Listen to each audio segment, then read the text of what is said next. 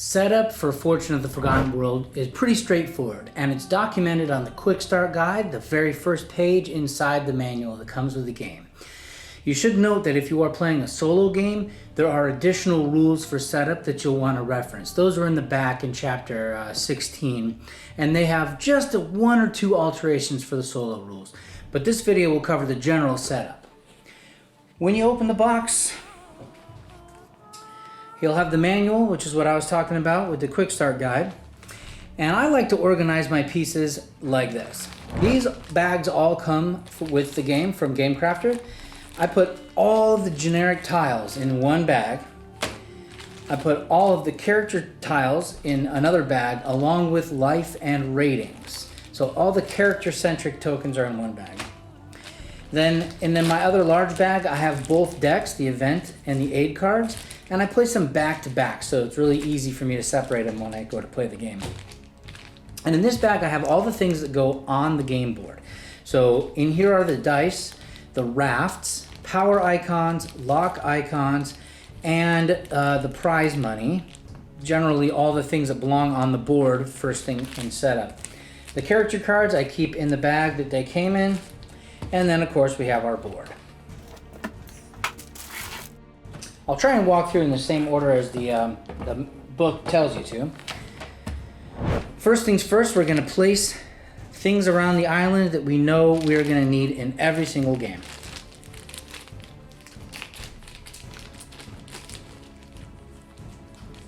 Let's keep our dice off to one side.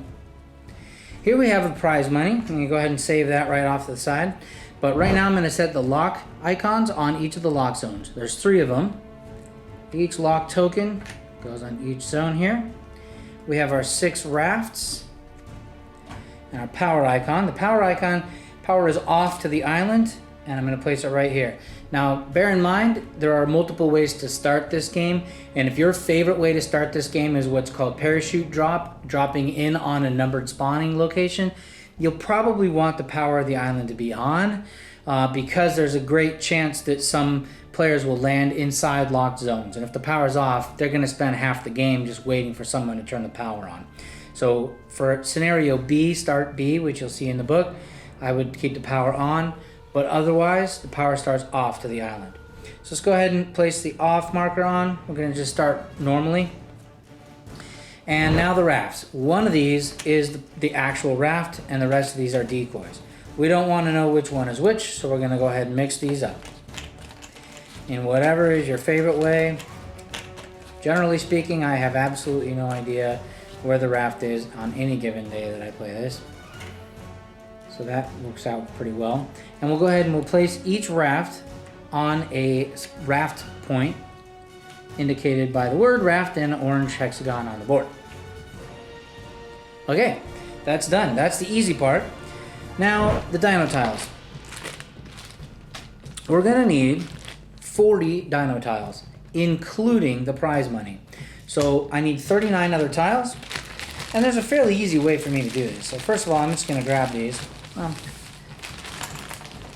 I'll just grab several of them and keep them face down if possible.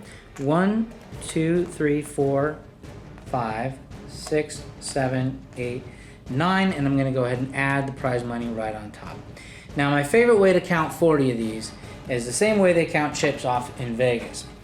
Just make a whole stack of these in your hand, and then set them next to this pile. They're all the same height and same width, so we can just scrape off the top, and generally speaking, we're going to have 10 every time we do that. Now, you'll find that you might be off by 1 or 2 at the most. And if that's true, it's really no big deal. You'll catch it and you'll be able to remedy it before any damage is done.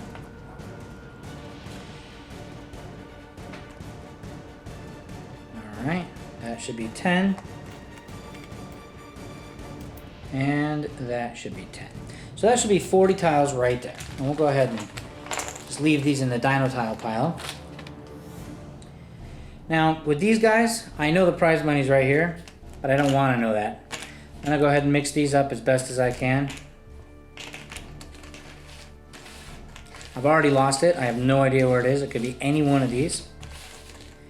I'll go ahead and scrape these off, because now we're going to go ahead and distribute each dino tile out to these numbered spawning locations. We're just going to do this one by one until the entire board is filled.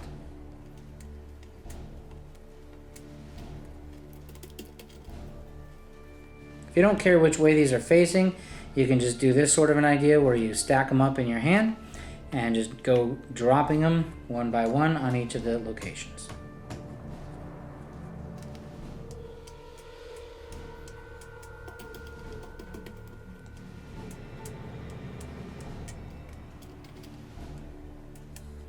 Now, if you have OCD, you're probably going crazy because these are all facing different ways, but it's a quick setup this way, so I apologize in advance. The count was correct. It turns out I have 4 leftover tiles. There are 36 spawning points. Now we have 4 left over. And the way to place these is by rolling these 2 die. The red die should stand for the tens digit, while the white is the ones digit. So in this case, we have 63. 63 is right here at the bottom of the island. 41 should be right in the middle. 54 right here. 22, that's a good one. 22 is in a choke point on the way out to these rafts and this zone right here. So 22 is a really good one to double up on. All right, one of these tiles is the prize money. We are not entirely sure which. Let's go ahead and shuffle up our cards. So at this point, I take out the event cards and the aid cards. Makes a separation real easy because they're front to front. I'll place that over here. Aid cards, I'll do the same. Now again, if you're playing solo rules, there are a couple of aid cards that you need to remove from play, and they will be indicated by a little icon at the bottom and the words remove for solo play. Okay. Aid cards and event cards all set. Now the final thing to do is to pick your character. There are a couple of different ways to do this. Deliberately is probably the favorite way at my house. I know my kids like to play certain types of things. The soldier is very popular. It's a pretty powerful character. Trail guide's not too shabby either. They're all pretty good. They all have their pluses and their minuses. Well, I don't know. I kind of like random. So for me, I like to just grab all the tiles and put them under the table so I'm not looking, and just shuffle them up in my hand or shake them and pick one random tile. And it looks like today I will be playing the paleontologist. So in the normal startup rules, the character tiles are going to go on the start tile indicated by the helicopter. So I'll go ahead and place my character token there. And let's just say I had another opponent that I was playing for this game. They chose the celebrity. Fantastic. All right. So the rest of these tiles can be placed aside. We're not going to need those. And in here in our bag, we're just going to pull out the associated character cards. I'll go ahead and put them both right in front of me because I'm both players right now. And we're going to grab the life and the ratings tokens. And we're going to put these so that the arrow is pointing at the circled number on the card. Let me just slide this forward so that you can get a better view. On the paleontologist, the ratings start at 8, which is the standard number. Pretty much everybody in this game starts with a ratings of 8. The celebrity is an exception. You can see that this is already on 10 as the starting, because the celebrity is a popular, well-known, liked celebrity. Everyone, though, does start with life at 10, and we'll place our life token so that the arrow is pointing up at the circled number 10. At this point, we're ready to begin the game. I just have people roll 1 die, and whoever rolls the highest, in this case the celebrity, would be our first player. And they would begin by rolling their movement, since there's no down tiles underneath them, and beginning play, just moving out and exploring the island. That's basic setup rules. It should be pretty straightforward.